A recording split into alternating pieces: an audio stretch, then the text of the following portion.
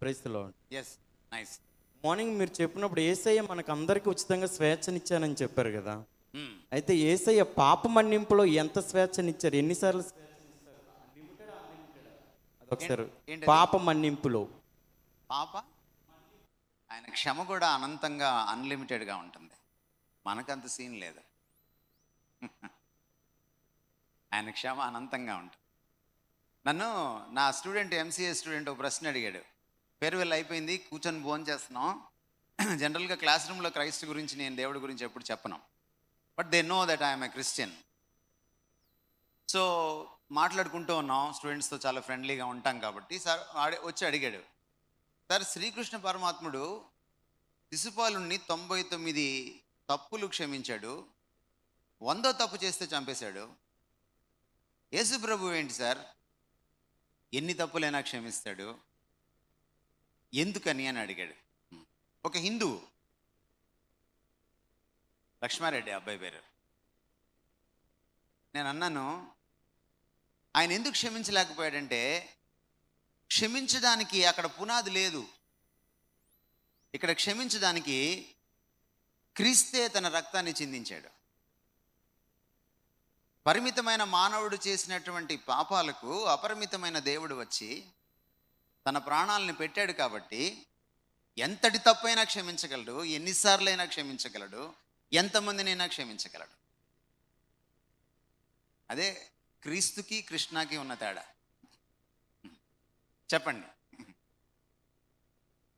No, మీరు ఒకసారి 1 యోహాను పత్రిక 2వ అధ్యాయము 1-2 వచనాలు చదువుకోండి. ఇప్పుడు మీ అమ్మకో నాన్నకో వ్యతిరేకంగా మీరు ఏదో చేస్తారు, నాన్నగారి జోబులో డబ్బులు కొట్టేస్తా డ్రగ్స్ తీసుకుంటున్నారు అనుకోండి, లేకపోతే సినిమాకి చెక్కేస్తున్నారు అనుకోండి. ఓ రోజు పట్టుబడ్డారు, మీకే సిగ్గు అనిపించింది, నాన్నగారికి సారీ చెప్పారు, నాన్నగారు క్షమించారు. దాని అర్థం మళ్ళీ కొట్టేయమనా? దాని అర్థం మళ్ళీ కొట్టేయమనా? ఒకటి మీద కేసు పెడతారు, జడ్జి గారు శిక్ష వేశారు, కానీ జైల్లో అతనికి శిక్షాకాలం తగ్గించారు. మేబీ మరణశిక్షని యావజ్జీవ కారాగార శిక్ష చేశారు, యావజ్జీవ కారాగార శిక్షను తగ్గించి ఇంటికి పంపించారు. అంటే మళ్ళీ జైలుకి రమ్మనా? కాదు. క్షమ విలువ ఏమిటంటే, క్షమ ఎందుకు? నువ్వు మళ్ళీ కొత్త బతుకు బతకాలని. ఎందుకు క్షమిస్తారు? అప్పుడప్పుడు స్టూడెంట్లు అల్లర్లలో వాళ్ళు స్టేషన్కి వెళ్తారు, స్టేషన్లోనే సెటిల్ చేసి వాళ్ళని పంపించేస్తారు. అప్పుడప్పుడు ప్రిన్సిపాల్ వెళ్ళి బతిమలాడతాడు, అప్పుడప్పుడు కరస్పాండెంట్ వెళ్ళి బతిమలాడతాడు, అయ్యా కేసు బుక్ అయితే వాడికి సర్టిఫికెట్ రాదు. దాని అర్థం ఏమిటి? వాడు బాగుపడాలని క్షమ. క్షమ మళ్ళీ పాపంలో పొల్లాడడానికి కాదు. ఎప్పుడైనా దీన్ని మనం అర్థం చేసుకోవాలి. ఎన్నిసార్లైనా క్షమిస్తాడంటే అర్థం ఏంటంటే ఆయన క్షమాగుణం, అంటే ఆయన ప్రేమను చులకనగా తీసుకుంటున్నామని అర్థం. నీకు పెళ్ళైన తర్వాత మీకు ఇంకో గర్ల్ ఫ్రెండ్ ఉందని మీ భార్యకి తెలిస్తే అప్పుడు మీకు మ్యూజిక్ తెలుస్తుంది. ఆవిడ క్షమించాక మళ్ళీ గర్ల్ ఫ్రెండ్ పెట్టుకోమని కాదు,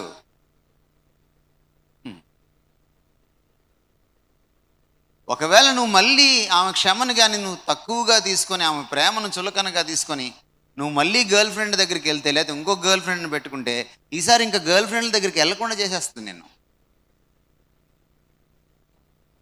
సో అంచేత ఏమిటంటే దేవుడి ప్రేమను క్షమను మనం ఎప్పుడు చులకనగా తీసుకోకూడదు. So please don't misunderstand the heart of God's love.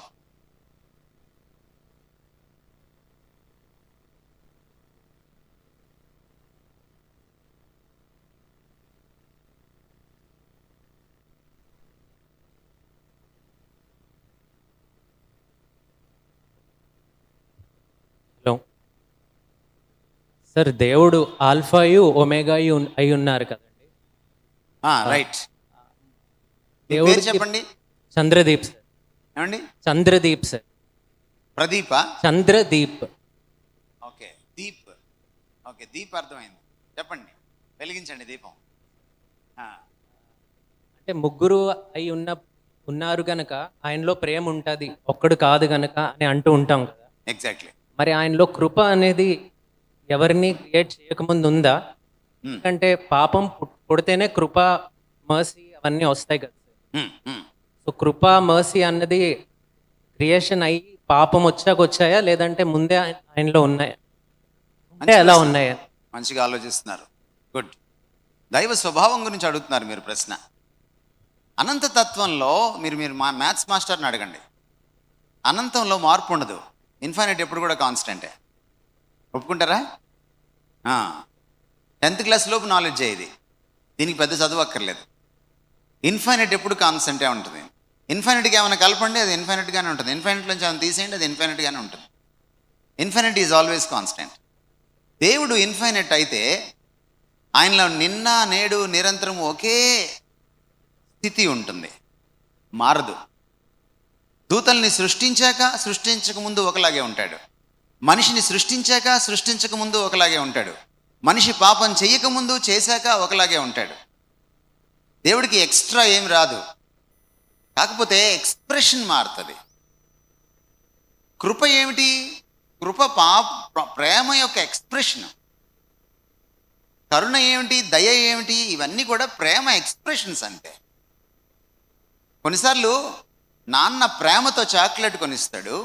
అదే నాన్న కొన్నిసార్లు నువ్వు బాగుపడాలని ప్రేమతో 4 ఇస్తాడు కూడా. అంతేనా?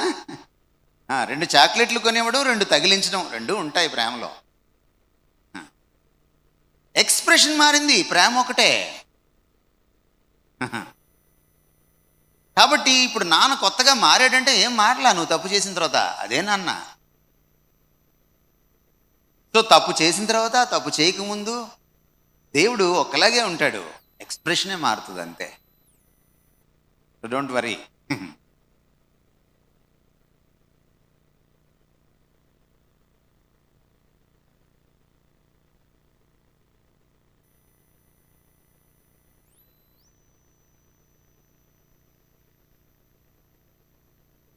మీరు అన్నిట్లో ఫాస్ట్ కదా, ఎందుకు ఇంత స్లో ఇందులో?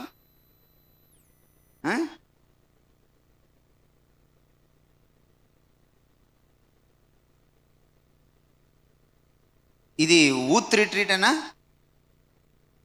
ఏమండి? ఊతేనా మీరందరూ? ఏం అలా అనిపించట్లేదు నాకు.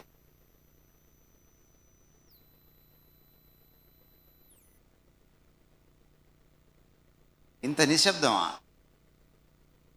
ఇంత గ్యాప్ తీసుకోకూడదు అసలు.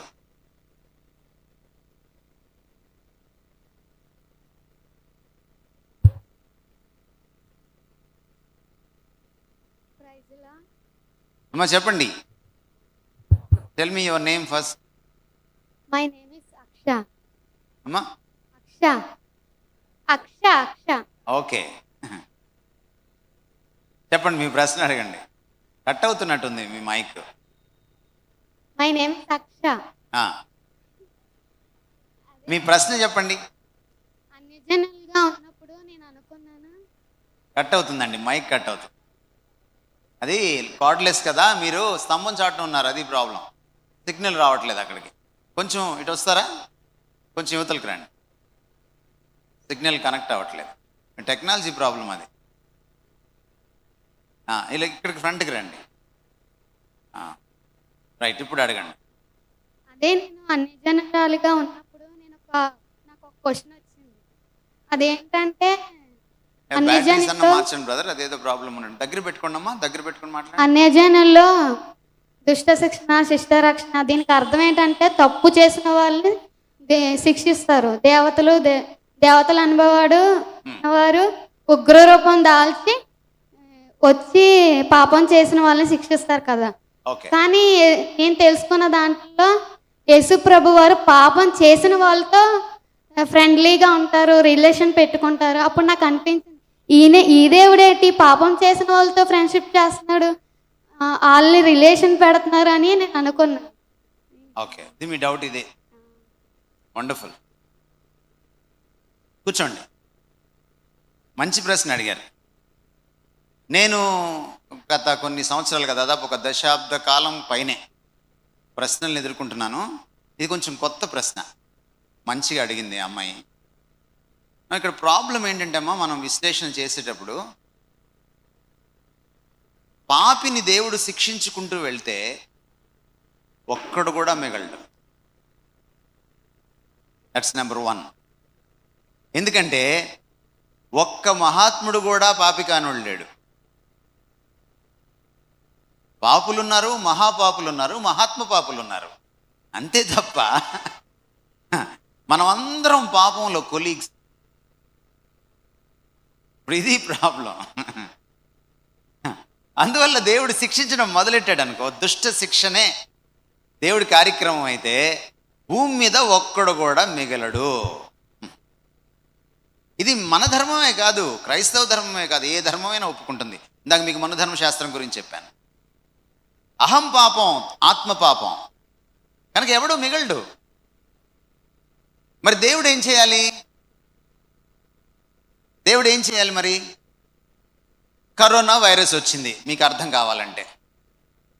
కరోనా వైరస్ వస్తే ఒక మనిషిలోకి వైరస్ వెళ్ళింది, వాడి నుంచి ఇంకొకటికి వెళ్తుంది, వాడి నుంచి ఇంకొకటికి వెళ్తుంది.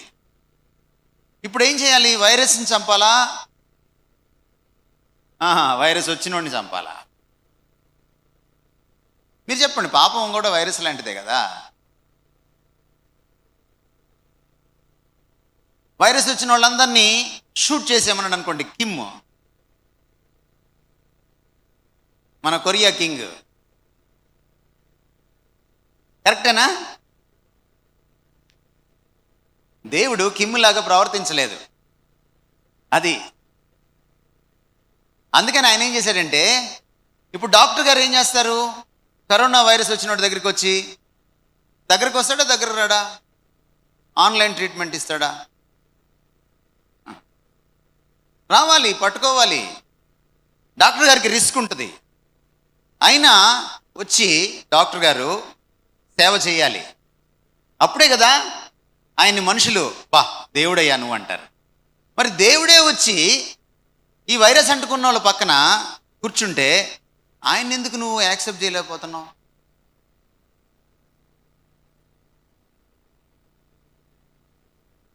మీకు ఒక మాట చెప్పాలి ఇక్కడ. అసలు దుష్ట శిక్షణకే భగవంతుడు వస్తే అసలు రావడం ఎందుకు భగవంతుడు? ఇప్పుడు మనం ఎవరినైనా చంపాలంటే మనకు ఒక ఆయుధం కావాలమ్మా కదా, 2 చేతులు కావాలి. భగవంతుడికి ఎందుకు?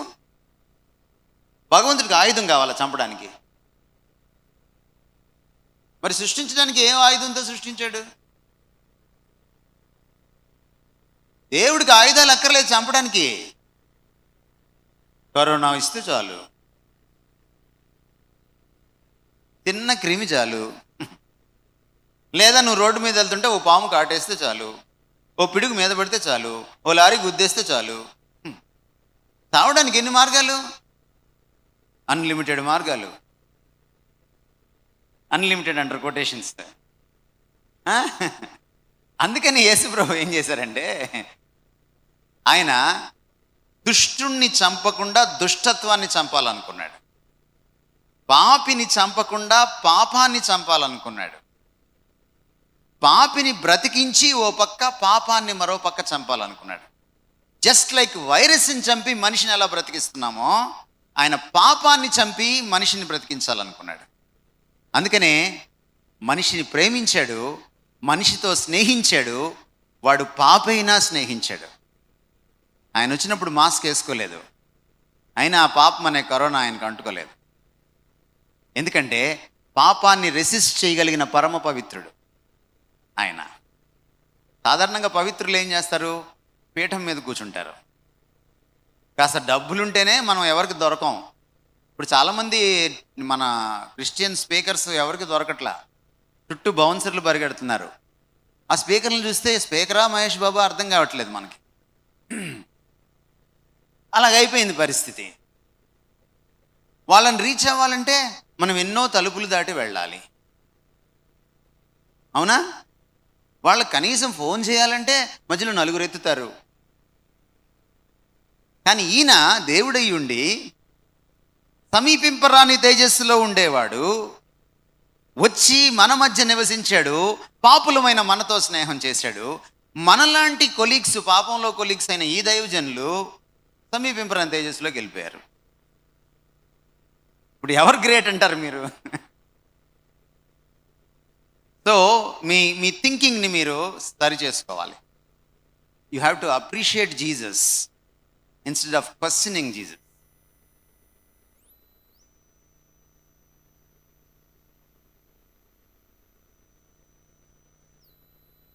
Yes please.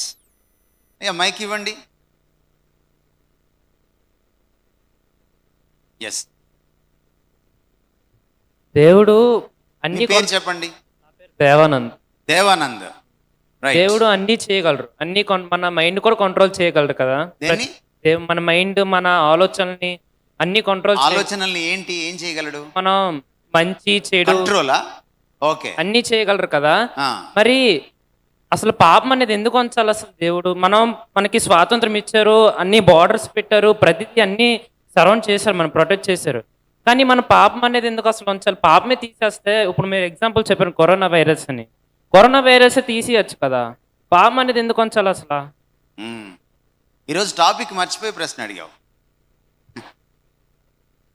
కూర్చో. దేవానంద్, ఇక్కడ విషయం ఏమిటంటే పాపం ఎందుకు వచ్చింది ఒక ప్రశ్న. పాపాన్ని కంట్రోల్ చేయొచ్చు కదా, అంటే మనం పాపం చేయకుండా కంట్రోల్ చేయొచ్చు కదా, అదే కదా నీ ఉద్దేశం? మన మైండ్ని కంట్రోల్ చేయడం అంటే మనం పాపం చేయకుండా కంట్రోల్ చేశాడు అనుకో దేవుడు మనల్ని, స్వేచ్ఛ ఇచ్చినట్ట పీకేసినట్ట? నువ్వే చెప్పాలి. ఏమండి? స్వేచ్ఛ పీకేసినట్టు. స్వేచ్ఛ పీకేస్తే నువ్వేమవుతావు? రోబో అవుతావు, అంతే. ఒకవేళ నీకు మళ్ళీ పుట్టే ఛాన్స్ ఇస్తే నువ్వు రోబోగా పుడతావా, మనిషిగా పుడతావా? మనిషిగానే పుడతావు. చూడు, నువ్వే చెప్తున్నావు. ఎందుకంటే రోబో ఒక ప్రోగ్రాము, మనిషి ఒక పర్సన్. నిన్ను దేవుడు ప్రోగ్రామ్గా చేసుంటే అసలు నువ్వు నేను పాపమే చేసి ఉండేవాళ్ళం కాదు. కానీ దేవుడు మనల్ని రోబోగా చేయలేదు.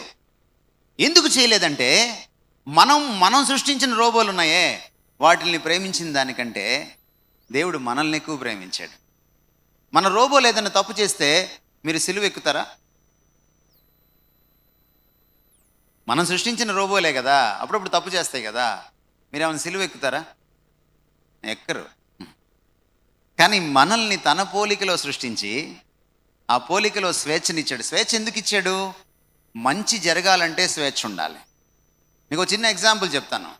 కాలేజీలోనా స్కూల్లోనా ఎందులో చదువుతున్నావు దేవానంద్? కాలేజే కదా, ఓకే. నువ్వు చాలా యంగ్గా కనపడుతున్నావు. ఇప్పుడు నువ్వు కాలేజ్లో మీ లెక్చరర్ కనపడితే నువ్వు సలాం పెట్టట్లా, సెల్యూట్ చేయట్లా, గుడ్ మార్నింగ్ చెప్పట్లా. లెక్చరర్ గారు చాలా ఫీల్ అయిపోయారు. ఒక రోజున శనివారం అందరూ వెళ్ళిపోయిన తర్వాత నేను రూమ్లోకి పిలిచారు.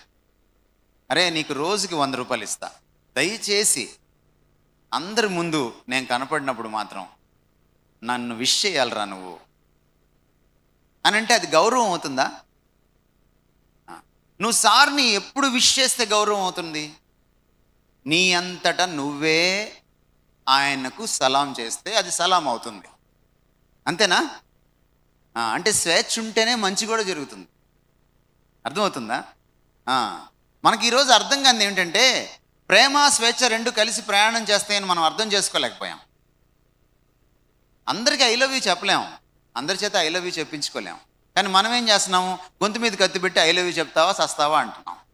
అసలు అది ఒకవేళ ఐ లవ్ యూ చెప్పినా అది లవ్ అవ్వదే, లవ్ అవ్వదు కదా. లవ్ అంటే ఏంటి? దానికంతట అదే పుట్టాలి. లవ్ పుట్టాలంటే స్వేచ్ఛ ఉండాలా? ఉండాలి. మరి 2 రోబోలను ఒక రూమ్లో వదిలేయండి, 6 ఏళ్ల తర్వాత రండి, చచ్చిన ప్రేమలో పడవు. ఒక ఆడ రోబోని ఒక మగ రోబోని వదిలేయండి, పోనీ పడతాయేమో, పడవు. ఒక అబ్బాయిని ఒక అమ్మాయిని రూమ్లో కాదు చెట్టు కింద వదిలేయండి 6 నిమిషాలు,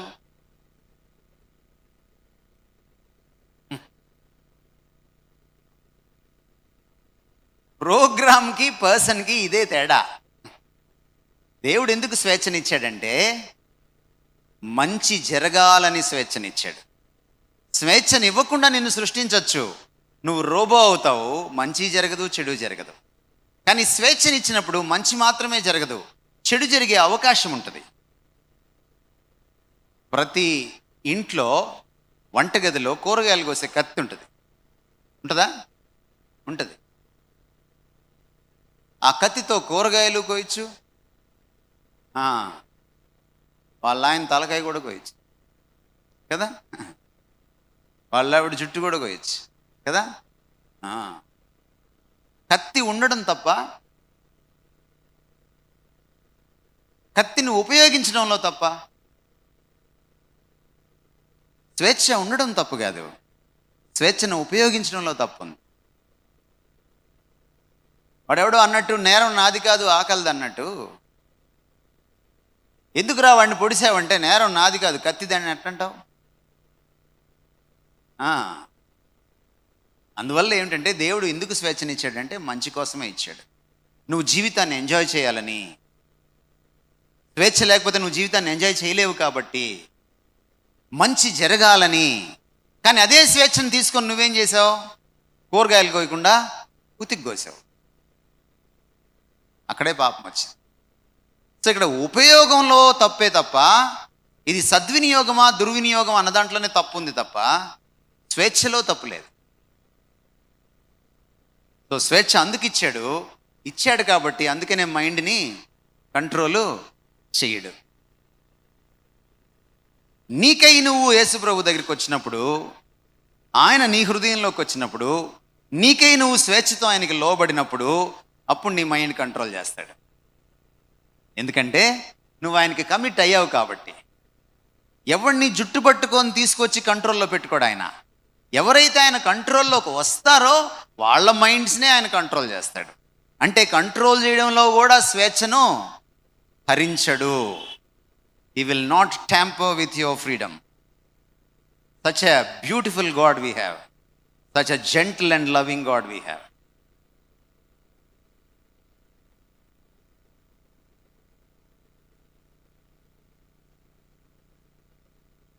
Yes, ma.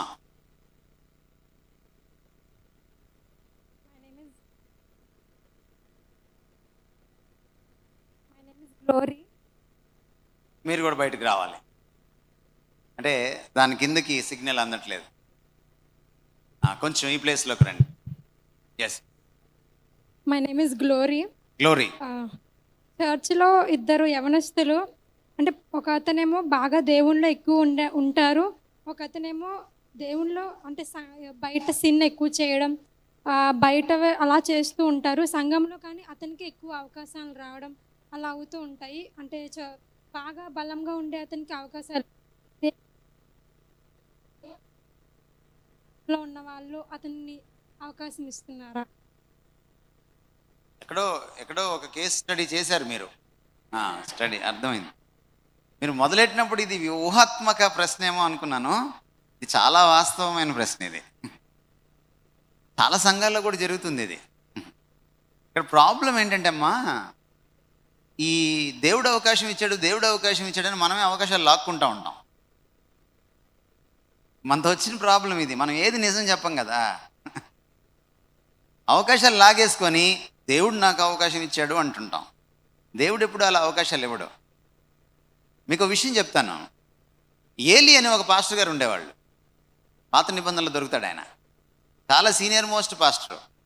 పాపం ఆయన తప్పు చేయలే. చర్చిలో ఆయన కొడుకులు తప్పు చేశారు. ఏలి వాళ్ళని కంట్రోల్ చేయలే. ఈ పాస్టర్ గారు కొడుకుల్ని కంట్రోల్ చేయలే. దేవుడు ఏం చేశాడు తెలుసా? ఆ ఏలిని తీసుకెళ్ళి పక్కన పెట్టాడు. ఈ సీనియర్ మోస్ట్ పాస్టర్ని ఒక బచ్చగాడిని తీసుకొచ్చాడు. ఆయన పేరు శామ్యుయల్. ఆయన్ని తీసుకొచ్చి, అసలు అతనికి ఎక్స్పీరియన్స్ లేదు, దేవుడి స్వరం వింటే కనుక్కోలేడు, ఆయనకి ధర్మశాస్త్రం తెలియదు, ఏమీ తెలీదు. ఆయనకిచ్చాడు ఆ పోస్ట్ పీకేసి. దేవుడు అవకాశాలు అలా ఇస్తాడు. ఇప్పుడు సంఘంలో ఉన్న పెద్దలు ఉన్నారు చూసారా, మనం ఇందాక లిమిటెడ్ అని మాట్లాడుకున్నాం కదా. పెద్దలకు కూడా నాలెడ్జ్ లిమిటెడే. ఈ బయట అన్ని చేసి వచ్చి ఒకడు ఇక్కడ అవకాశాలు కొట్టేస్తున్నాడే, వాడికి బహుశా పెద్దల్ని ఐస్ చేసుకోవడం అని వచ్చనమాట. వాడికి ఆ టాలెంట్ ఉంది. వాడికి ఆ టాలెంట్స్తో పాటు ఈ టాలెంట్ కూడా ఉందన్నమాట. ఇక్కడ ఏంటంటే వినయ విధేయ ఇవ్వకపోయినా దేవుడు తన సమయంలో తన పద్ధతిలో అతన్ని వాడుకుంటాడు. అదే విశ్వాసం అండి. Don't worry. Yes please, mic తీసుకోండి. మీ పేరు చెప్పండి. నా పేరు జోష్ వెల్స్. దగ్గర పెట్టుకోండి. జోష్ వెల్స్ అని నా పేరు. జోష్ వెల్స్. ఓకే, జోష్ అని పిలుచుకుందాం. జోష్తో అడగండి క్వశ్చన్. కొంచెం దగ్గర పెట్టుకోండి. అదే చెప్పాను కదా, నేనేమంటున్నానంటే బైబిల్లో ఏమన్నా అడగచ్చు అంటే మీరు ఏమన్నా అడుగుతారు. అంటే లేదు, అట్లా కాకుండా అందరికీ పనికొచ్చే, మీ జీవితానికి అవసరమయ్యే. నేను బైబిల్ చదువుతున్నప్పుడు నాకు వచ్చే డౌట్ ఒకటి. ఎస్, కొత్త నిబంధనలో ఒక ఇన్సిడెంట్ ఉంటుంది కదండి. అంటే ఏంటంటే ఏలియా, మోషే, యేసుప్రభు వారు మాట్లాడుతుండగా శిష్యులు చూస్తారు నుండి వస్తారు అని. అలాగే పునరుద్ధానం మీద నిరీక్షణ ఉంది కానీ ఎప్పుడు వాళ్ళు చూడలేదు. పునరుద్ధానాన్ని ఎప్పుడు చూడలేదు. అయితే ఈ మోషే, ఏలియా పాత నిబంధన కాలం, అప్పటికి పునరుద్ధానం తెలియదు. ఒకవేళ ఈ మోషే, ఏలియా పునరుద్ధానం అయ్యి వచ్చుంటే అప్పుడు దాకా పునరుద్ధానం యేసుప్రభు వారు కాలేదు.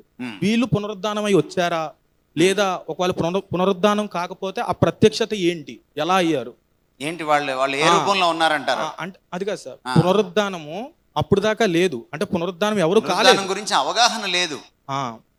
యేసుప్రభు వారు కూడా అప్పటికి మరణించి పునరుద్ధానమా మరొకటా అని అడుగుతున్నారు, అంతే కదా? రైట్. పునరుద్ధానంలో అసలు మొదట దాన్ని మనం అర్థం చేసుకోవాలి. ఉద్ధానం. ఉద్ధానం అంటే లేవడం. చచ్చినవాడు మళ్ళీ లేవడు, చచ్చినా లేవడు.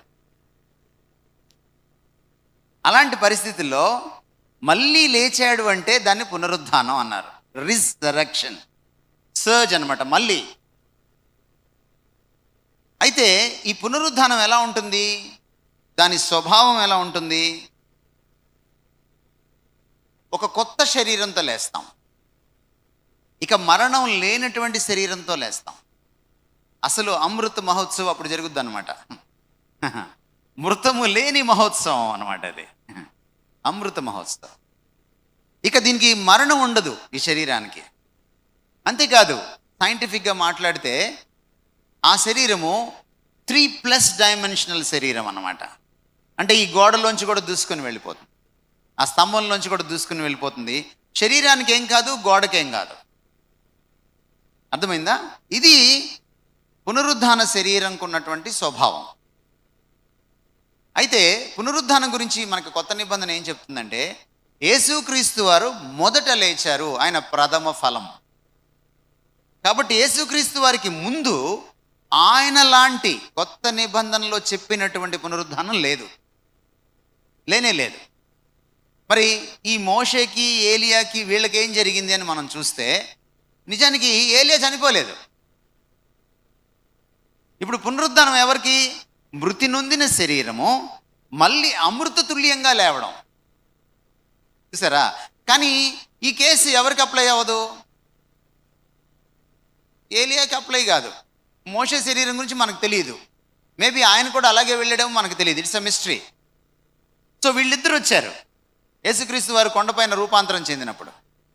కాబట్టి వాళ్ళకి ఒక డిఫరెంట్ శరీరం రూపం ఉంది. అది రేపు మనం పొందబోయే మహిమ శరీరమా కాదా మనకు తెలియదు. ఎందుకంటే వాళ్ళు ముందుగానే పునరుద్ధానం చెందితే యేసుక్రీస్తు వారు ప్రథమ ఫలం అవ్వరు. ఇప్పుడు మీకు ఇంకోటి కూడా చెప్తాను. మత్తయి సువార్త 27వ అధ్యాయం మీరు 50వ వచనం తర్వాత చదివితే, యేసుక్రీస్తు వారు సిలువలో చాలా పెద్దగా కేక వేసిన తర్వాత బండలు బద్దలైనవి. ఏ బండలు అవి? సమాధుల బండలు బద్దలైనవి. అందులో నుంచి మృతులు లేచారు. వాళ్ళు తర్వాత వెళ్ళి, యేసు పునరుద్ధానుడైన తర్వాత వాళ్ళు యెరూషలేములోకి వెళ్ళి తమ బంధువులకి కనపడ్డారు. వాళ్ళు కూడా పునరుద్ధానం చెందారు. ఎప్పుడు పునరుద్ధానం చెందారు వాళ్ళు? యేసుక్రీస్తు వారు సిలువలో ఉన్నప్పుడే పునరుద్ధానం చెందారు. ఆయన బాడీ కూడా ఇంకా దించలా, కానీ వాళ్ళు మళ్ళీ చనిపోయారు. లాజరు కూడా పునరుద్ధానం చెందాడు, కానీ మళ్ళీ చనిపోయాడు. యేసుక్రీస్తు లాంటి పునరుద్ధానం, అమృత తుల్యమైనటువంటి పునరుద్ధానం, మృతము లేనటువంటి అక్షయమైన పునరుద్ధానం ఎవరికీ జరగలేదు. కాబట్టి ఈ ఏలియాది మోషేది స్పెషల్ కేటగిరీ అన్నమాట. అది స్పెషల్ కేటగిరీ. అది మేబీ ఇప్పుడు రేపు మనం బ్రతికుండంగానే మనం నిజమైన విశ్వాసులమైతే యేసుప్రభు వచ్చారనుకోండి, మనము మనందరినీ గబగబా ఫ్యూనరల్ సర్వీస్ చేసి మళ్ళీ పునరుద్ధానం చేయడం ఆయన. మనము రెప్పపాటు కాలంలో ఈ శరీరము మహిమ శరీరంగా మారిపోతుంది. అంటే మరణం చూడకుండానే మనము ఏలియాలాగా మారిపోతాం. మేబీ ఇలాంటి ఒక చేంజ్ ఏలియాలో ఉండుండాలి. But it's a mystery. But definitely వాళ్ళు కూడా ఒక అమృతతుల్యమైనటువంటి రూపంలో వచ్చారు. అది మనకు తెలియదు. ఎందుకంటే దేవుడికి సంబంధించిన చాలా మిస్టరీస్ మనకున్నాయి. 1 కాదు, 2 కాదు, 3 కాదు. సో మనకు తెలిసేది ఏంటంటే అర్థమైనంత వరకు అర్థం చేసుకోవాలి, అర్థం కానంత వరకు అర్థం కాదని అర్థం చేసుకోవాలి. అర్థమైందా? మార్క్ ట్వైన్ ఏమన్నాడంటే, బైబిల్లో నాకు అర్థం కాని విషయాలతో సమస్య లేదు, అవి ఎటు అర్థం కావు, దేవుడు నన్ను లెక్క అడగడు. బైబిల్లో నాకు అర్థమైన విషయాలతోటే సమస్య, ఎందుకంటే వాటిని నేను పాటించాలి, రేపు దేవుడు లెక్క అడుగుతాడు. కాబట్టి నేను అందరికీ చెప్పేది ఏమిటంటే, బైబిల్లో అర్థమైన విషయాల గురించి ఎక్కువ వరి అవ్వండి, అర్థం కాని విషయాల గురించి ఎక్కువ వరి అవ్వకండి.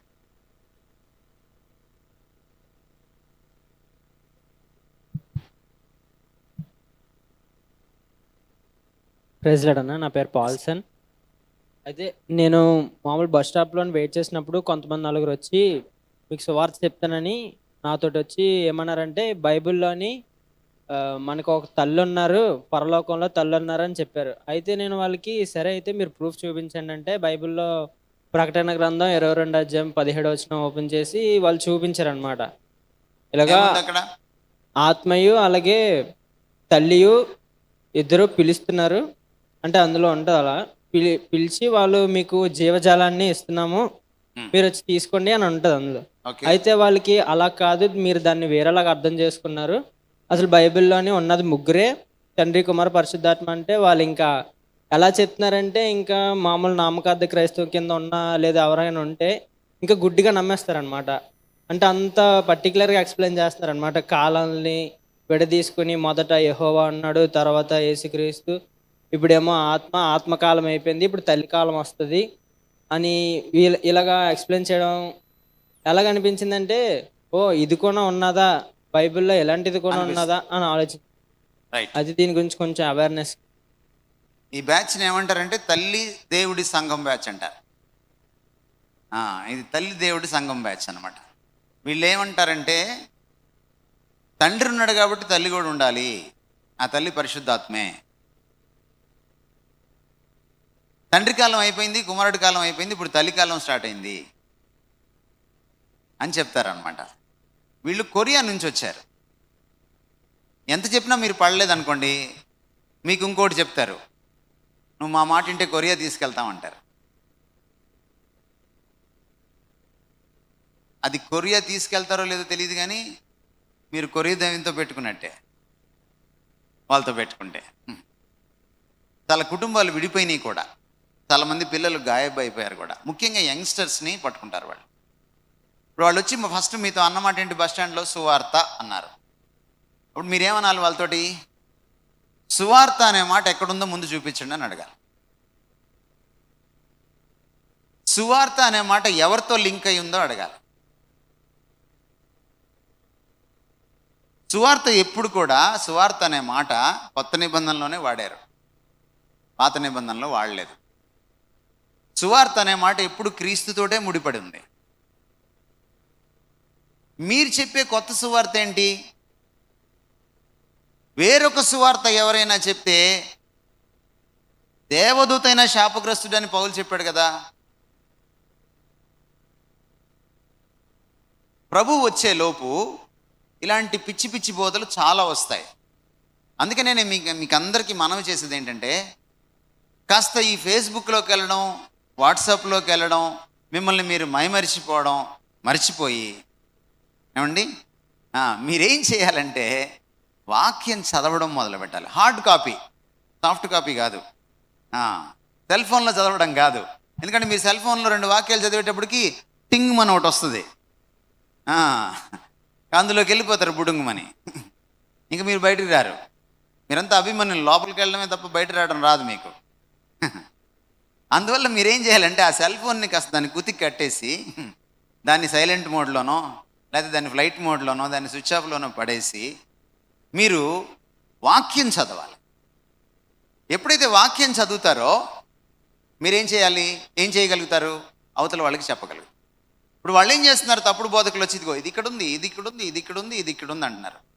మరి ఏది ఎక్కడ ఎందుకుందో ఏ సందర్భంలో ఉందో తెలియాలంటే మీరేం చేయాలి, వాక్యం చదవాలి. కనీసం మీరు చదవకపోతే ఒక మాట చెప్పాలి వాళ్ళకి. అమ్మ మీరు చెప్పేవన్నీ బాగున్నాయి, నేను ఒకసారి అధ్యయనం చేసిన తర్వాత అప్పుడు మీ మాట వింటాను, ముందు నన్ను చదువుకొనియండి, ఇప్పుడే కదా మీరు చెప్పారు నాకు, లెట్ మీ స్టడీ అని చెప్పండి. అంతేగాని పడిపోవద్దు. వీళ్ళు ఎలాంటి వాళ్ళు అంటే కాలేజీలో అబ్బాయిలు లాంటి వాళ్ళు అనమాట. అమ్మాయిలను పొగిడితే వాడు పడిపోతారు కదా. మొన్న ఎవరో ఈ సేల్స్ పెట్టిన వాళ్ళు గార్మెంట్ షాప్ వాళ్ళు చెప్తున్నారనమాట, మగవాళ్ళతో బట్టలు కొనిచ్చడం కంటే ఆడవాళ్ళతో బట్టలు కొనిచ్చడం చాలా ఈజీ అని చెప్తున్నారనమాట. ఇదేంటబ్బా, ఆడవాళ్ళతోటే కదా చిక్కంతా. వాళ్ళు 100 షాపులు తిరుగుతారు, 200 చీరలు బయటికి తీయిస్తారు, 300 చీరలు బయటికి తీయిస్తారు, తర్వాత ఒక్క షాపులో కొనుక్కుంటారు, అది కూడా బిల్లు కట్టేటప్పుడు ఎక్స్చేంజ్ ఉందని అడుగుతారు. సో ఇలాంటి ఆడవాళ్ళ దగ్గర సులభంగా అమ్మచ్చా బట్టలు. నాకు అర్థం కాలేదనమాట. అప్పుడు వాడు సీక్రెట్ చెప్పాడు అనమాట. ఏంటంటే, ఏం లేదు సార్, అబ్బాయిల చేత బట్టలు కొనిచ్చాలంటే వాళ్ళు దిమాక్ పెట్టి ఆలోచిస్తూ ఉంటాడు, ఆ అమ్మాయికి అట్లా కాదు సార్, ఇది మీకు బాగుంటుంది మేడం అంటే చాలంట, ఇందులో చాలా బాగున్నారు మేడం అంటే చాలండి, ఇది చూడండి మేడం ఇదెంత బాగుందో, ఇది చూడండి మేడం ఇదెంత బాగుందంటే ఇక ఏదో ఒక 4-5 శారీలు చూసేటప్పటికి అప్పటికే ఆవిడ పడిపోవడం మొదలైపోయి ఉంటుంది, ఇంకా స్ట్రెచ్చర్ మీదకి వెళ్ళిపోద్ది కాసేపటికి. సో అందువల్ల ఏమిటంటే మీరు అలా పడిపోకండి ఈ తప్పుడు బోధకులు వచ్చినప్పుడు. వాక్యం చదవండి. ఎప్పుడైనా గుర్తుపెట్టుకోండి, సత్యాన్ని తెలుసుకున్నప్పుడే అసత్యాన్ని గుర్తుపట్టగలరు. బ్యాంకులో ఎప్పుడైనా ఉద్యోగం చేశారా? ఏమేమి దొంగ నోట్లు ఎక్కడెక్కడ ఉన్నాయో ప్రపంచంలో, రాబోయే దొంగ నోట్లు, వచ్చి దొంగ నోట్లు, ప్రస్తుతం ఉన్న దొంగ నోట్లు అన్నీ వాళ్ళ ముందు వేసి కమాన్ వాటిని బాగా పరిచయం చేసుకోండి అనరు. అసలు నోట్ ఏంటో వాళ్ళకి చెప్తారు. అసలు నోటుకి కంటి చూపుతో చూసే కొన్ని లక్షణాలు ఉంటాయి, గుర్తులుంటాయి, స్పర్శతో పట్టుకుండే కొన్ని గుర్తులుంటాయి. అవి క్షుణ్ణంగా బ్యాంక్ క్యాషియర్కి ట్రైనింగ్ ఇస్తారు. ఎన్ని దొంగ నోట్లన్నా రానివ్వండి, వీడు లెక్కేసేటప్పుడు వేలు చెప్పేస్తుంది, వేలు. బాలకృష్ణ కంటి చూపుతో చంపేస్తాడేమో కానీ ఒక్క వేలుతో చంపేస్తాడు, అంతే పట్టేస్తాడు. ఏమండి, ఎప్పుడైతే మీకు వాక్యం సుపరిచితం అవుతుందో, యేసుప్రభు వారు అన్నారు, నీ సత్యముతో సంఘాన్ని కడగమన్నాడు, ప్రతిష్ఠించమన్నాడు. నీ వాక్యమే సత్యం అన్నాడు ఆయన, యోహాను 17:17లో. కాబట్టి మీరు ఎప్పుడైతే సత్యవాక్యాన్ని సుపరిచితం చేసుకుంటారో అసత్యాన్ని ఇట్టే పట్టేస్తారు. అసత్య బోధకులతోటి తలపడడానికి మీకు ఆస్కారం దొరుకుతుంది, సామర్థ్యం మిగులుతుంది. ఓకే,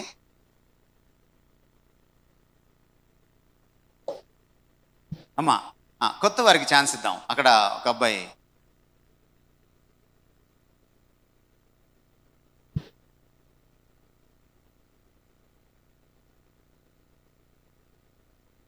చెప్పండి, మీ ప్రశ్నేనా ఆయన అడగమన్నారా? నా ప్రశ్న. అలాగైతే ఆయన అడగడం మంచిది. నా మీ ప్రశ్న. ప్రశ్నేనా? మీ ప్రశ్న ఎలా అడగాలో చెప్తున్నారా? ఓకే చెప్పండి. Polpalli church, GHM. Pulapalli church. Nice. ఇప్పుడు భారతదేశం అంతా సువార్త ప్రకటింపబడుతుంది. ఓకే. అయితే చాలామంది నమ్మి రక్షింపబడుతున్నారు. ఓకే. మరి సువార్త చెప్తున్నాం అందరికీ, వాళ్ళు మారు మనసు పొందట్లేదు. మరి రక్షింపబడుతున్నారని మీరే అన్నారు కదా. కొందరు రక్షింపబడతారు, కొందరు మరి రక్షింపబడరు. అంటే ఆ సువార్తను వెనక రక్షింపబడలేని చాలా మంది ఉంటారు. ఓకే. వాళ్ళు నరకానికి వెళ్ళిపోతారు కదా. మరి ఆ నరకంలో మళ్ళీ రెండోసారి వారికి దేవుడు ఏదైనా ఆప్షన్ ఇస్తారా వాళ్ళకి రక్షింపడడానికి? అవకాశం. బ్రేకింగ్ న్యూస్ అదే, అవకాశం లేదు. అవకాశం ఉంటే ఇంకెన్ని బాధలు ఎందుకు? మనం అందరం నరకంలో మరమసు పొందొచ్చు. అలాగని కాదు. అసలు ఇక్కడ చర్చికే రాకర్లా, మీరు నరకంలో కూడా ఒక చర్చి పెట్టుకోవచ్చు మనం. సింపుల్. రెండో ఛాన్స్ లేదు.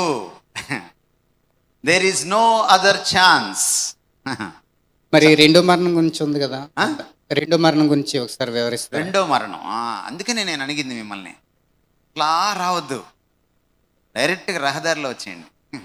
రెండో మరణం అంటే ఏమిటి? అంతే, అయిపోయింది.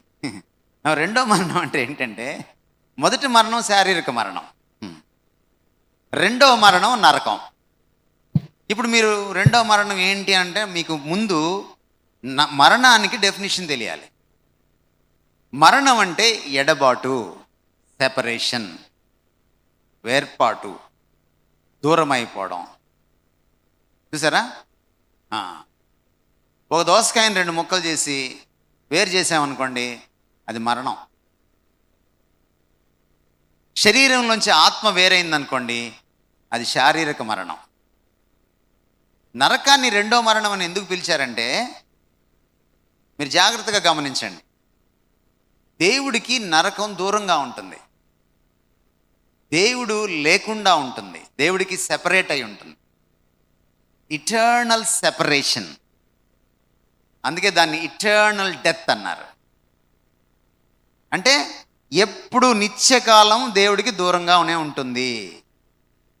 సో దేవుడికి దూరం అయిపోవడమే, వేరైపోవడమే మరణం. ఎందువల్ల? దేవుడు జీవానికి మూలం, జీవానికి మూలమైన వాడికి వేరైపోవడమే మరణం. ఆదాముకు చెప్పాడు, నువ్వు ఈ పండు తిను దినాన నువ్వు నిశ్చయంగా చస్తావు అన్నాడు. కానీ ఆ రోజు చావులా ఆదాము, 930 సంవత్సరాలకి చచ్చాడు కదా. మరి ఏం జరిగిందా? తిను దినమున నీవు నిశ్చయంగా చచ్చేదావు అన్నారు. దాని అర్థం 930 సంవత్సరాలు అంటే 1000 సంవత్సరాలు. ఈ పిచ్చి అంతా లేదు అక్కడ, ఈ న్యూమరాలజీ ఏం లేదు అక్కడ. ఫస్ట్ మరణం ఏం జరిగిందంటే, దేవుడితో ఎడబాటు జరిగింది. అంతకుముందు దేవుడు వచ్చేవాడు, సాయంత్రం పూట ఆదాంతో కలిసి ఆయన చక్కగా ముచ్చటించేవాడు. ఎప్పుడైతే ఆదాం పాపం చేశాడో, దేవుడు వచ్చినప్పుడు చెట్టు చాటుకు వెళ్ళాడు, సెపరేషన్ ఏర్పడింది. First separation. రెండో సెపరేషన్, హవ్వ నాది అన్నాడు. అంతకుముందు హవ్వను ఎప్పుడు చూడలా ఆదాము.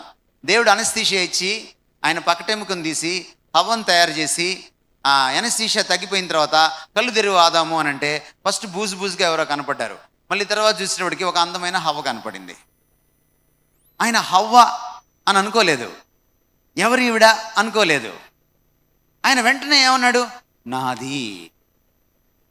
సెన్స్ ఆఫ్ బిలాంగింగ్, నాది అన్న ఫీలింగ్. ఎప్పుడైతే పాపం చేశాడో హవ్వను ఏమన్నాడంటే, నీది, నువ్విచ్చిన స్త్రీ అన్నాడు, నీది అన్నాడు. ఆదాముకి హవ్వకి సెపరేషన్ వచ్చింది. కుల వివక్షకి, లింగ వివక్షకి, జాతీయ అహంకారానికి, అన్ని రకాల వర్గ పోరాటాలకి, ఫ్యాక్షనిజమ్స్కి అక్కడే పునాది పడింది. మూడో సెపరేషను, అంతకుముందు ఏది కూడా క్రూర మృగం కాదు, అన్ని సాధు జంతువులే. సింహం కూడా గడ్డి మేసేది. కానీ ఎప్పుడైతే మనిషి పాపం చేశాడో క్రూర మృగాలు వచ్చినాయి. సాధు జంతువులు మన దగ్గర ఉండిపోయినాయి, క్రూర మృగాలు దూరంగా వెళ్ళిపోవాల్సి వచ్చింది మనం. ఎందుకంటే ప్రకృతికి మనిషికి సెపరేషన్. అంతకుముందు సునామీలు, భూకంపాలు, హుదూదులు, తిత్లీలు ఉండేవి కాదు. ఇప్పుడు ప్రకృతి ఎదురు తిరిగింది. కారణం అదే, ప్రకృతికి మనిషికి సెపరేషన్ వచ్చింది. పండు తిను దినమున నీవు చచ్చెదవు. 3 సెపరేషన్స్ జరిగినాయి. 4వ సెపరేషను, ఆదాముకి తానెవరో తనకు అర్థం కాలేదు. Separation from my self, psychological separation. Social death, psychological death, ecological death, దేవుడితో స్పిరిచువల్ డెత్. 4 మరణాలు అక్కడే జరిగినాయి. రేపు నరకంలో ఈ స్పిరిచువల్ డెత్ కొనసాగుతుంది. దేవునికి మనిషికి ఈ అగాధం కొనసాగుతుంది. అందుకనే యేసుక్రీస్తు వారు ఉపమానం చెప్పేటప్పుడు, ఆ లాజరేమో అబ్రహాము రొమ్మున ఉన్నాడు, ఆ కిందేమో ధనికుడు ఉన్నాడు. ఆయన అడిగాడు, అడిగితే ఇక్కడి నుంచి అక్కడికి కానీ, అక్కడి నుంచి ఇక్కడికి కానీ ఎవరు దాటడానికి వీల్లేదు. సెపరేషన్. సో నిత్య మరణము, రెండవ మరణము అని దాన్ని ఎందుకు అన్నారంటే దేవుడితో నిత్యము మనం సెపరేషన్లో ఉంటాం కాబట్టి. ఇక్కడ మొదటి మరణాన్ని రుచి చూస్తామో, క్రీస్తులో లేకపోతే అక్కడ రెండవ మరణంలో కొనసాగుతాం. అది దాని అర్థం. ఎనీబడి? ఏమండి అమ్మ చెప్పండి. మైక్ ఇక్కడ దీనికి మైక్ ఇవ్వండి. ఎస్, మీరు మాట్లాడేసేయండి please. I am Prashanth. Prashanthi please. నేను ట్రావెలింగ్లో ఉన్నప్పుడు ఒక అన్నోన్ పాస్టర్ గారు వాళ్ళ వైఫ్ నన్ను కలిశారు. ఓకే. వాళ్ళు నాతో మాట్లాడుతూ వాళ్ళు నాకు ఒక రిఫరెన్స్ చూపించారు. తిమోతికి రాసిన పత్రికలో వెలగల వస్త్రములతో కానీ, ముత్యంతో కానీ, బంగారంతో కానీ ధరించుకొనకూడదు అని వాళ్ళు నన్ను అన్నారు. అంటే ఇనిషియేట్ చేశారు, తీసేవాలి, అన్నీ తీసేస్తే కానీ మనం పరలోకం వెళ్ళలేము అని. నా క్వశ్చన్ ఏంటంటే, మోస్ట్ ఆఫ్ ద పాపులేషన్ అందరం ధరించుకుంటాం కదా, సో పరలోకానికి వెళ్ళకపోతే అందరు పాస్టర్ గారు ఫస్ట్ దానికోసమే ప్రీచ్ చేయాలి కదా. ఎగ్జాక్ట్, అవును. Is it true or false? అందుకే నేను అడుగుతున్నాను మిమ్మల్ని. ఈ చిన్న చిన్న విషయాలు కూడా మీకు ఎందుకు అర్థం కావట్లేదంటే మీరు వాక్యం చదవట్లేదు. పాస్టర్ ఆంటీ చెప్పారు, పాస్టర్ అంకుల్ చెప్పారు అంటున్నారు తప్ప మీకు వాక్యం అర్థం కావట్లేదు. మీరు వాక్యం చదవట్లేదు. వాక్యంలో ఎక్కడైనా కమ్మలు పెట్టుకుంటే, మంచి డ్రెస్ వేసుకుంటే పరలోకంకి వెళ్ళవని ఉందా? లేదే. యేసుక్రీస్తు వారిలోకి వచ్చిన తర్వాత వెలుపటి అలంకారానికి ప్రాముఖ్యత ఇవ్వద్దు అన్నాడు. ఎందుకంటే నీకు క్రీస్తే ముఖ్యం కాబట్టి. లోపలి అలంకారం అంటే మన ఇన్నర్ పర్సనాలిటీ, మన క్యారెక్టర్ బ్యూటీ చాలా ప్రాముఖ్యమైంది. క్యారెక్టర్ యొక్క బ్యూటీ కంటే శరీరం యొక్క బ్యూటీకి పెద్ద ప్రాముఖ్యత లేదు. దాని అర్థం స్నానం చేయొద్దు, వారంకి ఒకసారి చేయండి, 6 నెలలకు ఒకసారి చేయండి అని కాదు దాని అర్థం. దాని అర్థం ఏంటంటే శుభ్రంగా ఉండండి, మంచిగా ఉండండి, అంతేకాని దీనికి ఎక్కువ అలంకరణ ఇవ్వద్దు. ఇప్పుడు కొంతమంది వస్తారమ్మా చర్చికి క్రిస్మస్న, వాళ్ళు వచ్చినట్టే అనిపించదు మనకి, వాళ్ళ నగలు నడిచి వచ్చినట్టే ఉంటుంది. వాళ్ళు కనపడరు. అట్లా ఉండొద్దు అంటున్నాడు అన్నమాట. వాటికి అధిక ప్రాధాన్యత ఇవ్వద్దు అని. ఇక్కడ మీకు చెప్పిన పాస్టర్ ఆంటీ, పాస్టర్ అంకుల్తో సమస్య ఏంటంటే దాన్ని తీసుకెళ్ళి వాళ్ళు రక్షణతో ముడిపెట్టారు. నువ్వు పరలోకానికి వెళ్ళవు. సరే, నేను ఒక చిన్న ప్రశ్న వాళ్ళకి, రేపు పొద్దున వాళ్ళు మళ్ళీ నీకు కనపడితే చెప్పు. సరే అంటే ఓ పని చేద్దాం, ఇంకో సువార్త ఏం ప్రకటించద్దు, మనం ఇంటింటికి వెళ్ళి అందరు అమ్మ కమ్మలు తీసేయండి పరలోకంకి వెళ్తారు, అమ్మ దండలు తీసేయండి పరలోకంకి వెళ్తారు చెప్దామా? ఇది కమ్మల సువార్త అవుతుంది. కమ్మలు, నగలు, బట్టలు ఇవన్నీ పరలోకానికి అడ్డురావు. కాకపోతే ప్రభువులోకి వచ్చిన తర్వాత మన యొక్క ప్రవర్తన, మన వేషభాషలు మారతాయి ఖచ్చితంగా. అది మాత్రం మన మనసులో గుర్తుపెట్టుకోవాలి. అంతే తప్ప ఒకవేళ ఏ కమ్మలో, ఏ పట్టుచీరో, ఏ నగా నటరో నన్ను పరలోకంకి వెళ్లకుండా చేస్తే యేసుప్రభు సిలువకు అర్థం ఏంటి? యేసుప్రభు సిలువ విలువ అంత చీపా? కాదు. So don't believe such non sense. Okay, yeah. తిను అడిగింది మొదట. వందనాలు అమ్మ, వందనాలు. చెప్పండి. నా పేరు లలిత అన్న. కొంచెం దానికి రిలేటెడ్ ఈ క్వశ్చన్. దానికి రిలేటెడ్ క్వశ్చన్. ఓకే. అంటే ఇండైరెక్ట్ గా మీరు వేరే డైరెక్షన్లో అడుగుతున్నట్టున్నారు. చెప్పండి. అంటే రక్షింపబడిన ఒక వ్యక్తి సూసైడ్ చేసుకుంటే పరలోకం వెళ్తారా అంటే రక్షింపబడిన ఒక వ్యక్తి సూసైడ్ చేసుకుంటే ఓకే, రైట్ అమ్మా. ఫస్ట్ థింగ్ ఏంటంటే మీరు సూసైడ్ గురించి కొన్ని విషయాలు అర్థం చేసుకోవాలి. ఎందుకంటే సూసైడ్ అందరు చేసుకోరు. అందరికి చేసుకోవాలనిపిస్తుంది సూసైడ్, చేసుకోవాలనిపించదు. అదేదో డీప్ డిప్రెషన్లోకి వెళ్ళినప్పుడు, ఏదో బ్రేకప్ అయినప్పుడు. అంతకుముందు బ్రేకప్ అయితే సూసైడ్ చేసుకునేవాళ్ళు, ఇప్పుడు హోమిసైడ్ చేస్తున్నారు. చంపుతున్నారు తప్ప సావట్లా. రోజులు కూడా మారిపోయినాయి. కానీ సూసైడ్ చేసుకుంటారంటే ఏదో మనకి అలవి కానటువంటి ఏదో వచ్చి మీద పడి మనం ఇంకా తట్టుకోలేము. అది అప్పుల బాధ కావచ్చు, అదేదైనా అవమానం కావచ్చు, అది ఇంకేదైనా లోకాన్ని ఎదుర్కోలేని సమస్య కావచ్చు. సూసైడ్ చేసుకునే అవకాశం ఉంటుంది. కానీ ఇక్కడ మీరు బాగా గుర్తుపెట్టుకోవాల్సిన ఒక విషయం ఏమిటంటే రక్షింపబడిన వ్యక్తులు వాళ్ళు నిజంగా రక్షింపబడితే సూసైడ్ చేసుకోరు. ఎందుకంటే వాళ్ళలో ఎవరుంటారు? మరి రక్షింపబడిన వ్యక్తులు ఒట్టి మనుషులు కాదు. వాళ్ళిద్దరూ లోపల దేవుడు ఉంటాడు. రక్షింపబడడం అంటే మాటలు కాదు. రక్షింపబడడం అంటే ఏదో ఒక మీటింగ్లో లేచి నిలబడిపోతే రక్షింపబడిపోయినట్టు అయిపో. బాప్తిసం తీసుకుంటే రక్షింపబడినట్టు కాదు. నువ్వు క్రీస్తుకి నీ లైఫ్ని కమిట్ చేసినప్పుడు, క్రీస్తు రక్తం నిన్ను ఆపాదమస్తకం కడిగినప్పుడు, నీ ప్రాణాత్మ దేహాలని కడిగినప్పుడు, you become the temple of God.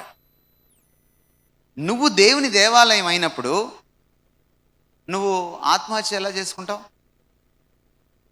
చేసుకోలేవు. Impossible. అది జరగదు. రక్షింపబడిన వ్యక్తులకు ఇంకోటి కూడా జరగదు. చేతబడులు అంటుకో, బాణామతి అంటుకోదు, దయ్యం పట్టదు. దయ్యం విసిగిస్తుందేమో కానీ అప్పుడప్పుడు వచ్చి జుట్టు పీకి వెళ్ళొచ్చు, అది వేరే విషయం.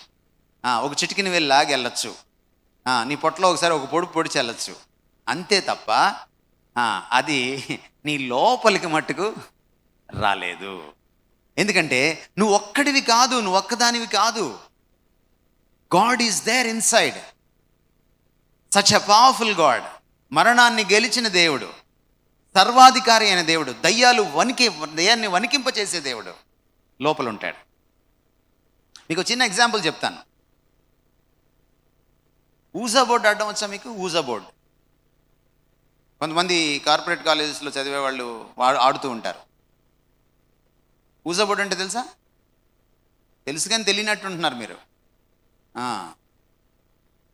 ఒక 6 ఎంతమందో కలిసి అక్కడ అక్షరాలు నెంబర్లు ఉంటాయి అన్నమాట. దాని మీద ఒక గ్లాసో లేకపోతే ఒక 2 రూపాయల కాయినో పెట్టి అందరు చేతులు పెడతారనమాట. చేతులు పెడితే వీళ్ళు ఒక ప్రశ్న అడుగుతారు. సపోజ్ నేను ఎవరిని చేసుకుంటాను అని అడిగారు అనుకోండి, ఆ పేరు కదులుతుంది అనమాట. సపోజ్ రమేష్ అనుకోండి, ముందు R మీదకి, తర్వాత A మీదకి, తర్వాత M మీదకి, తర్వాత E మీదకి, తర్వాత S మీదకి, తర్వాత H మీదకి వస్తుంది. మీకు రమేష్ అని అర్థం కావాలన్నమాట. ఎవడో రమేష్ని చేసుకుంటాను అనమాట నేను అని. అర్థమైందా? ఇది చాలామంది కాలేజీలో కూడా ఆడుతూ ఉంటారు. ఇది చాలా డేంజరస్ గేమ్. ఇది దయ్యాలకు సంబంధించిన గేమ్. చాలా సంవత్సరాల క్రితం మాట ఇది. ఆయన ఇంకా టీనేజ్లో ఉన్నాడు, ప్రభువుని అంగీకరించాడు.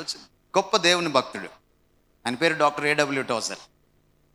ఆయన ఇలాగే ఒకరోజు ఊజా బోర్డు ఆడుతుంటే వాళ్ళ కాలేజీలో ఏంటా అని ఆసక్తిగా చూడడానికి వెళ్ళాడు. అప్పుడే కొత్తగా ప్రభులోకి వచ్చాడు, రక్షణ పొందాడు. ఆ రోజు ఊజా బోర్డులో కాయిన్ కదలట్లేదు. వీళ్ళకేం అర్థం కాలేదు. వీళ్ళేమో చాలా కాలం నుంచి ఆడుతున్నారు ఊజా బోర్డు. ఏంటి కాయిన్ కదలట్లేదు అంటే అప్పుడు చెవులో స్వరం వినపడింది ఆ లీడర్కి. ఇక్కడ ఒకటి నించొని ఉన్నాడు, వాడిని పంపించేసే, నాకు భయం వేస్తుంది. ఏంటి ప్రాబ్లము? అతని మీద యేసుక్రీస్తు వారి రక్తం కనపడుతోంది. ఇంకొకరు చెప్పుంటే నేను నమ్ముండేవాడిని కాదు. Because it is doctor A.W. Tozer. నేను నమ్మి మీకు చెప్తున్నాను. So you are such a powerful guy when you are in Christ. అర్థమైందా మీకు? సూసైడల్ టెండెన్సీస్ ఉంటాయి. అపవాది ఏం చేస్తాడంటే, గుర్తుపెట్టుకోండి, సూసైడ్ చేసేటప్పుడు అపవాది ఏం చేస్తాడంటే వాడు ఉరేయడు, మనల్ని ఉరేసుకో అంటాడు. గమనించండి, యేసుప్రభుని ఎత్తైన ప్రదేశానికి తీసుకెళ్ళాడు కదా, ఏమడిగాడు? దూకు అన్నాడు. తోసేయచ్చుగా, ఈజీగా ఉంటుంది కదా. అంటే వాడికి అంత సీన్ లేదు. దూకాల్సింది ఎవరు? నువ్వే. You have every chance to say no to Satan. Satan నిన్ను పైనుంచి కింద పడేయలేడు, నీ తలకాయకి ఊరేయలేడు. నీకు నువ్వే చేయాలి ఆ పని. If you say no, he can't say no. వెళ్ళిపోతాడు. అందుకని బైబిల్లో ఏముందంటే, దేవునికి లోబడండి, అపవాదిని ఎదిరించండి, అప్పుడు వాడు మీ యొద్ద నుండి పారిపోను. ఎప్పుడైతే మీకు దేవునికి విధేయత చూపించడం, ఆయనకి కమిట్ అవ్వడం మీకు వస్తుందో, అపవాదిని ఎదిరించడం కూడా మీకు వస్తుంది. You can fight with devil and you can get victory also. వాడితో పోరాటం చేయగలరు, వాడిని గెలవగలరు కూడా. Don't worry. టైం అయిపోయింది, right? We will close here. ఇంకెప్పుడైనా మనం కలుసుకుందాం. God bless you so much. Thank you.